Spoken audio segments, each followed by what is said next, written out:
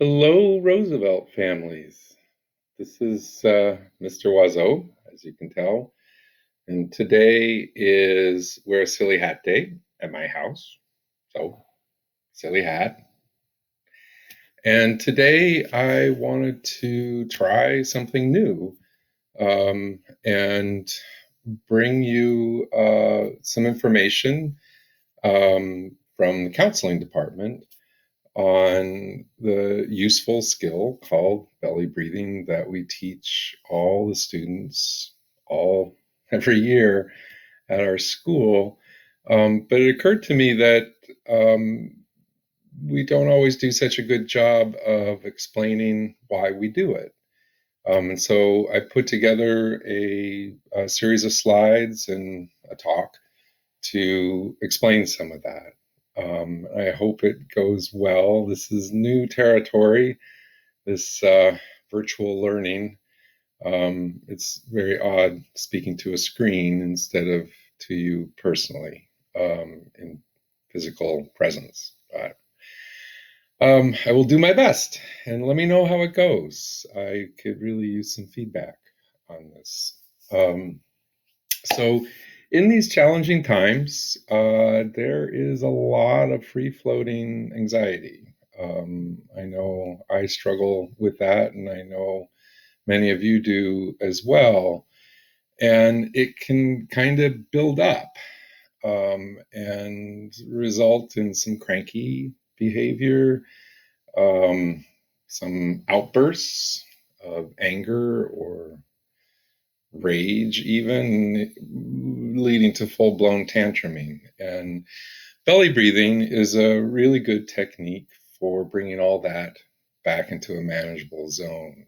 Um, it's my favorite skill to teach. There are lots of ways to do it, and I thought I would show you a few of the ways that we teach at Roosevelt this skill. It is a little bit like magic, but not exactly.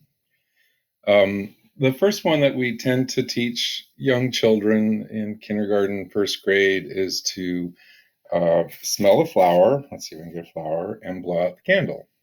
And that is literally smell the flower. And it's important to breathe in, to inhale through the nose. You tend to get a deeper breath by doing so, and then blow out the candle. It's like this: smell the flower,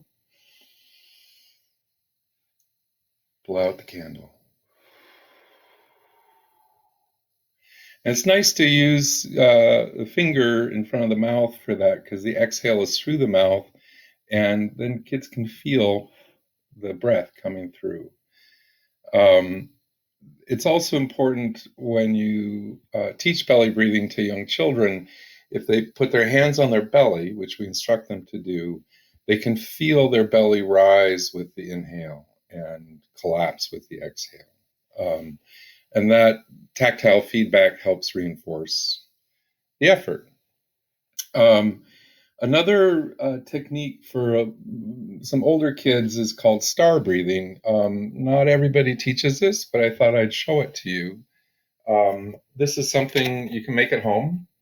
And I used a couple folders and scissors and glue and made this. And it's another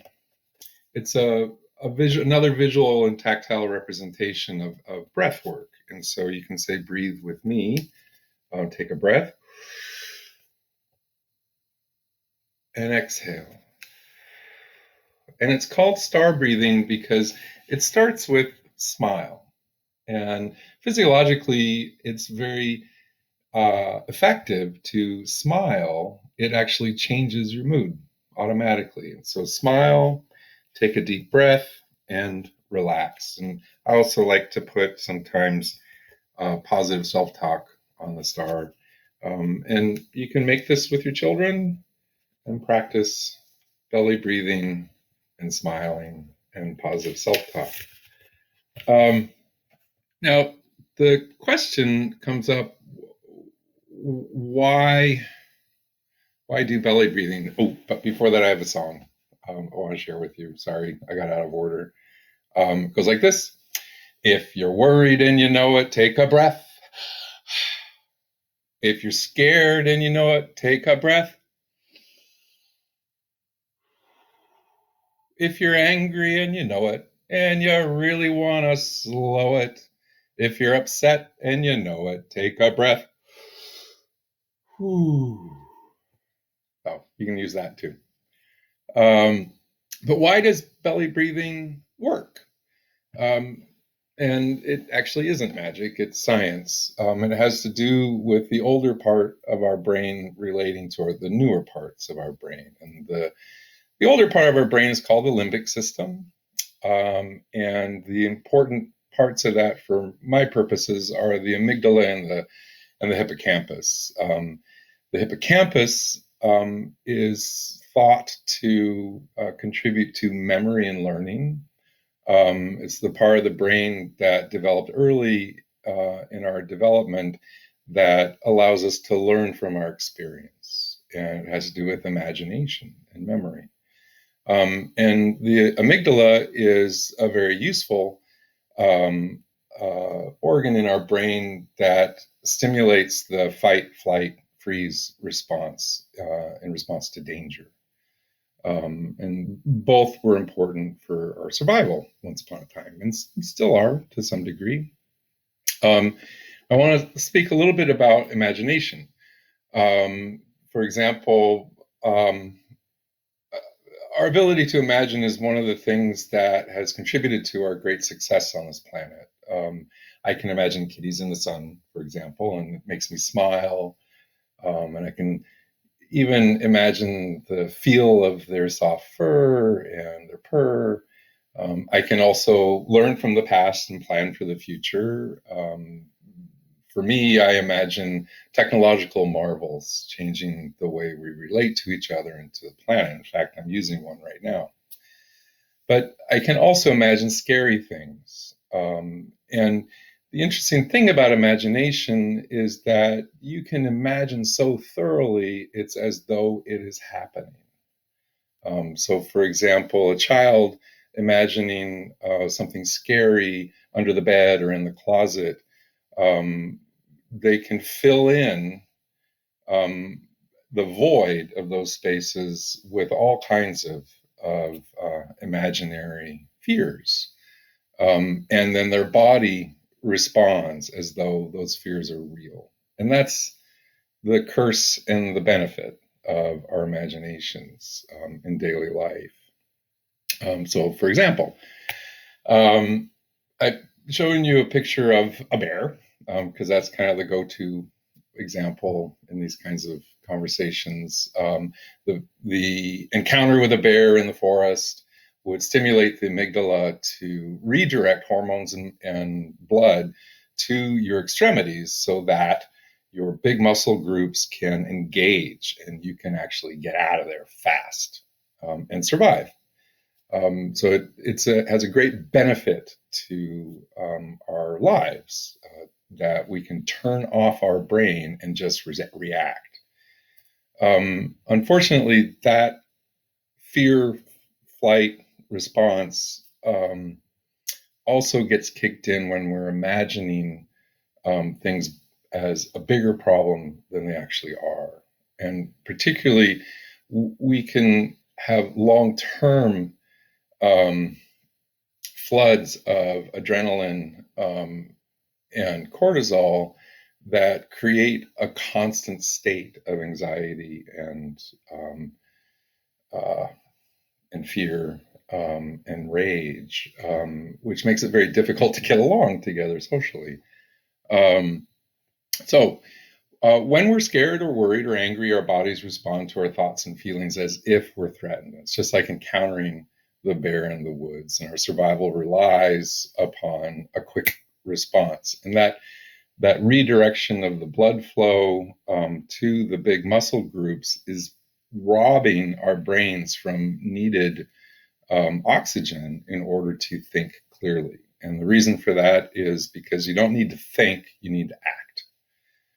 Unfortunately, that's also what happens when you flip your lid and go into a tantrum for children or sometimes grown-ups. And the trick is, and it is kind of a trick, is to be so practiced in using breath work to regulate your emotional response to information or to your imagination, that you don't disengage your brain, that it leaves you with the capacity to think and plan. And that's critical in learning and in developing functional social relationships. Um, so the key is belly breathing. It rescues us from our old brain, allows us to kick into our frontal lobe and make plans and decisions and understand proportionate responses to our environment. Breathing slowly and deeply increases oxygen in our blood, replenishing our brains and slowing down the heartbeat, allowing us to think and respond. So this is the technique that I use for belly breathing that I try to teach every child. The really young kids respond well to the flower and the candle, but as they get older, they need a better, more sophisticated technique, because actually belly breathing, belly breathing really relies on focused attention and being slow and deliberate in what you're doing. And so what I teach is to inhale to the count of 4, hold to the count of 4, and exhale to the count of 8, and to do it 3 times. So let's do that together. In, open actually through your nose, in, hold for 4, and exhale out your mouth to 8. 1, 2, 3, 4, 5, 6, 7, 8. And if you do that for 3 times in succession, you've flooded your system with oxygen. You have slowed your heartbeat. You've shifted your focus, which is maybe the most important part of this. You can't really think of more than one thing at a time. You can try, but it's pretty hard. And if you're focused on your breath, you're no longer focused on what's making you upset.